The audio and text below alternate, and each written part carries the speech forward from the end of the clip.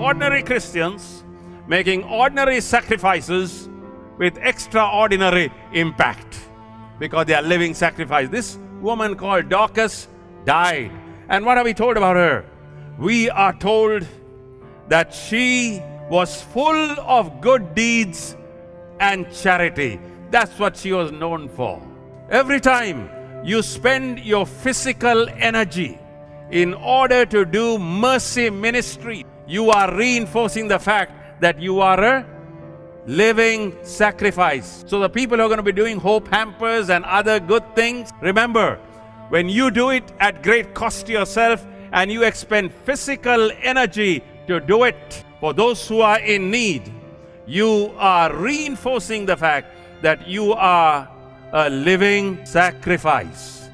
And God has called you to be a living sacrifice. There's another good instance. It's in the book of Acts in chapter 16. And it's a story of a guy called Timothy. Timothy was a pastor later on.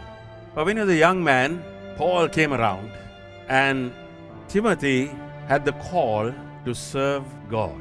Timothy's mother, her name was Eunice. And we are told about Timothy's father, but not much information is given, except that he was probably a Greek. We don't know whether Timothy's mother was a widow, whether she was divorced or separated, she was a single mom, we don't know. Not much is said about the father. So it's probable that these three people were living together. That is Timothy, his mother, Eunice, and his grandmother, Lois. When Paul said, Timothy, why don't you join my team? You think it would have been easy for Timothy's mother to release him? You think so? Probably not. Because if you're a single mother and this was your only boy, there's your insurance for the future. Financial insurance and income for the future. They had no welfare system. But we are not told that Timothy's mother protested when Timothy had to be released for the ministry. Every time you release somebody in your family to serve God and you do it gladly, you are reinforcing the fact that you are a living sacrifice when you release your plans. Now let me tell you about this incident. The other day somebody was talking to another person and she said a thing like this. She said, you know, my son, he qualified very highly and he got 2 degrees. He's a highly qualified professional. But you know what happened to him? He entered the ministry now. So the other person said, praise the Lord, wonderful. So then the lady changed the story a little bit. Yes, that is true.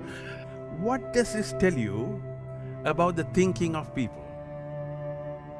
Christian people.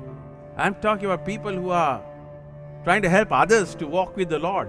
But there are problems about releasing their children for the ministry.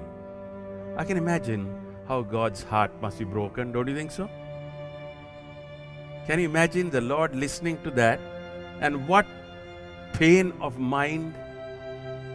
Well, I don't want to speak in those anthropomorphic terms about God, but just so that we could understand, you can imagine what an affront it is to make a statement like that.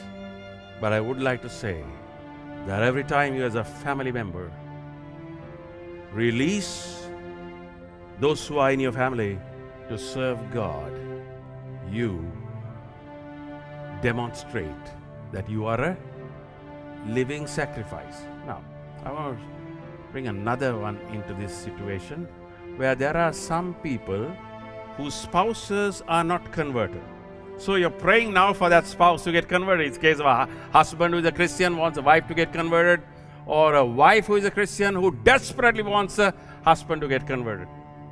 Over these 40 years, I've had the pleasure of dealing with many cases, and so I can just pull out a few. There are times when a wife may want a husband to get converted, but he doesn't want him to go too far.